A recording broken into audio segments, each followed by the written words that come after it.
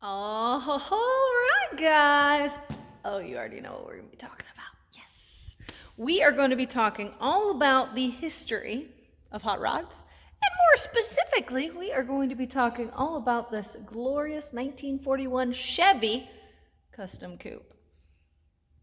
Serious ZZ Top vibes, right? I know. I love it.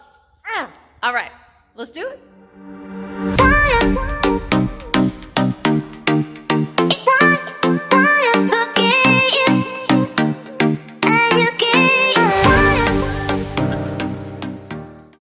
So, if you don't know who I am, welcome to the channel, The Bad Blonde. I could have thought about that a little more, people. I was thinking it might be something else, but the good blonde wouldn't have been honest, now would it? No. Now, who I am a car enthusiast. I am a mechanic's daughter. That's how I jumped into this stuff. We work on classic cars, antique cars, vintage cars, imports, you name it. And it's fun. I like to cover the history, unique, interesting facts, why that car is interesting and special, who's behind it. There's a lot of interesting things going on in automotive history. So if that's your cup of tea as well, go ahead and press the subscribe button, which I think is there, or maybe right there. So really randomly, I'm not sure even how it happened, but I came across the definition, the Oxford definition of a hot rod, okay? What is a hot rod? And it said along the lines, and it's not wrong, but they're missing a very large piece of the party, you know what I mean? And it said it is a vehicle that has been customized for speed and power. Speed and power, modified for speed and power. Well, yes, certainly that is an aspect. However, they are missing a very large piece of this, okay? Aesthetics, all right? There's a lot of personal style in just about every hot rod you come across. So anyways, I just kind of felt like I needed to bitch about that a little bit. I thought it was bizarre. All right, enough about that. Let's dive into the history of the hot rod, all right? Now, how did this phenomena of artistry and customization arise, huh? Well, I'm going to paint a little picture, shall we? We're going to dive into history because you know that's what I like to do, right? Let's do it. All right, so first we are going to talk about what I consider the predecessor to the hot rod, all right? And those were the bootleggers in the Prohibition era, all right? Makes perfect sense, especially if I told you about that janky Oxford definition. Now, what they were doing was modifying their cars for power and speed to stay one step ahead of the law. That makes perfect sense now, doesn't it? Later, we would come to, let's consider that the first domino, and then later we would see the pageantry that is the customization in paint and body. All right. So it's the 1930s in sunny California, which I imagine was a really pleasant time. Better than it's there now. I'm kidding. If you were mad about that, go ahead and comment below. Helps me in the algorithm. Kidding. Anyways, it's the 1930s, and there are droves of speed enthusiasts that are making their way out to the dry lake beds outside of LA with their modified cars, and they are erasing them. Now, this was a bit of a ragtag assortment, but they did have a few sanctioning bodies looking over them as they raced, okay? There was the California Timing Association, if I'm remembering that correct, and they were off having a very good time. And this especially was booming post-World War I. And you might be wondering, well, why? And why is that? Well, a lot of our soldiers, while they were off fighting in World War I, also received a lot of technical training. So now they have the ability and the knowledge to modify their vehicles. And I do want to say, side note, this is also how the birth of the chopper came about. You know what I mean? When you have folks that know how to do stuff, and you also have a excess or surplus of cars or motorcycles, you're going to see a lot of imagination and customization result as a part of that. All right, so that was the history of the hot rod in a real hot second, all right? Way to go, me. I can ramble on about car history, so I'm really proud when I can keep it short. Now, we get to talk all about this 1941 Chevrolet Custom Coupe. And this thing is sweet, let me tell you. Now, this is an example of a fat fender. Yeah, I think you can tell why, right? Let's talk about what a fat fender is, huh? Fat attack, fat fender. Some of you might be saying, well, what? What is that? Well, it was a very, very popular customization trend in the 80s and 90s for hot rods. And now some of you might be asking, well, where did it start? Let me tell you. And that's where I talk about the man, the myth, the legend, Mr. Fat Jack Robinson himself. A lifetime hot rodder getting his first fat fendered Ford at the age of 9.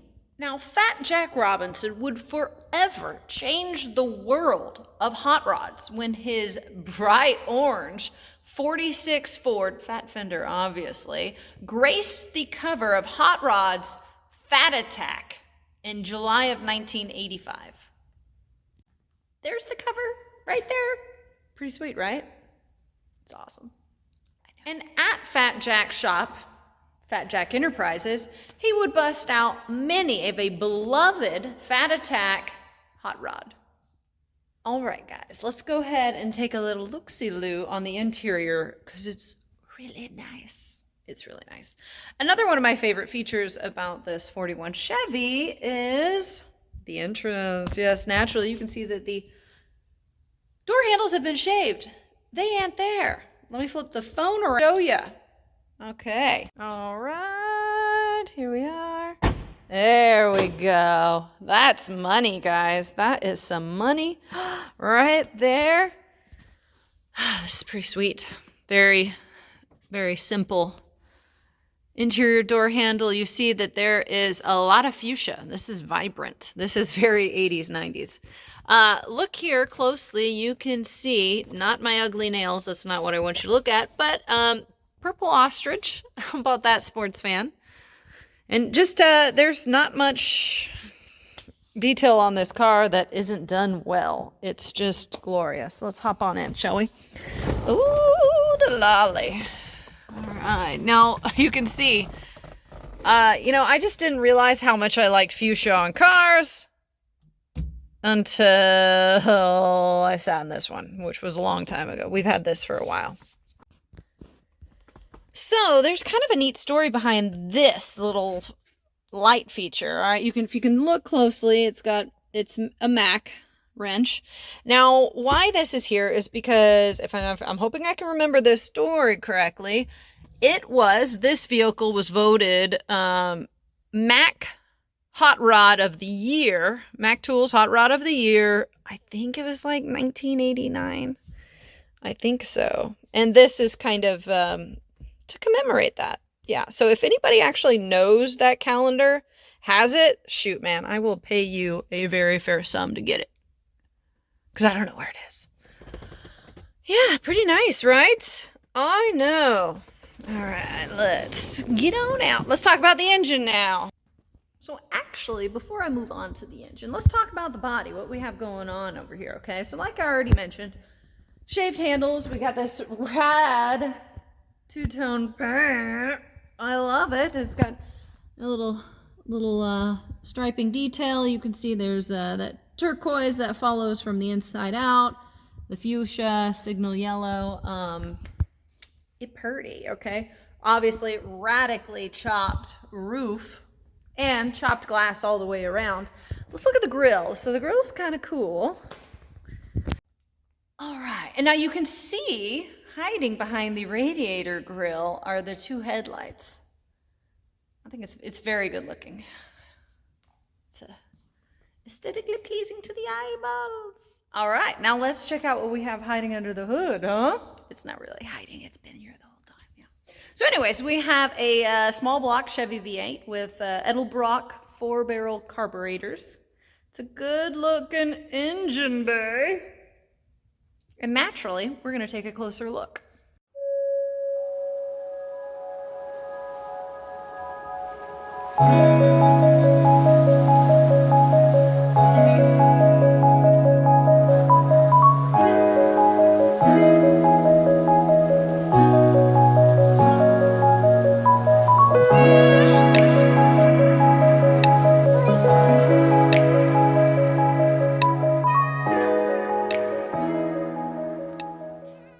right, guys, my friends, I hope you enjoyed this quick little informal trip into hot rod history and a nice little look at this 1941 Chevy Custom Coupe that I've been around this car since I was a kid, so it's a special one, and it's just badass. The ZZ Top vibes, I mean, I swear.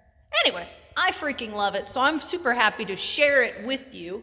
A big thank you to George Friendly, a family friend and mentor, and my father, who both own this beautiful car, for letting me make videos and always encouraging me in whatever I do, especially if it's talking about cars. Thank you, gentlemen. I certainly appreciate it. Now, also, little reminder, you like this kind of stuff, go ahead and press the subscribe button. You got something negative to say, go ahead and say it. Anything. You think I care? I don't. And maybe you saw some cars behind me that you think I should make a video on next. Let me know. Already done one on the Avanti. That's a special car. I'm pretty sure I've covered both Apollos, but I will do it again because the story behind there, that could honestly be a movie. Then we got the Cobra over there. Definitely have done an MGA. Dodge Brothers all the way at the front. That's a great story. Those Dodge Brothers were crazy. They really were.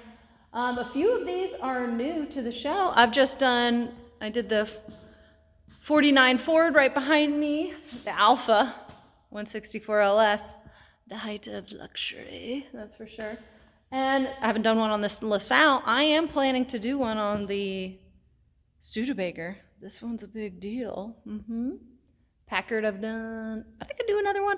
This Maserati I've done. I could do another one. So anyways, comment if you want me to do another one. Elsewise, I think I need a glass of wine right now. I've already talked my little vocal cords out. So, bye!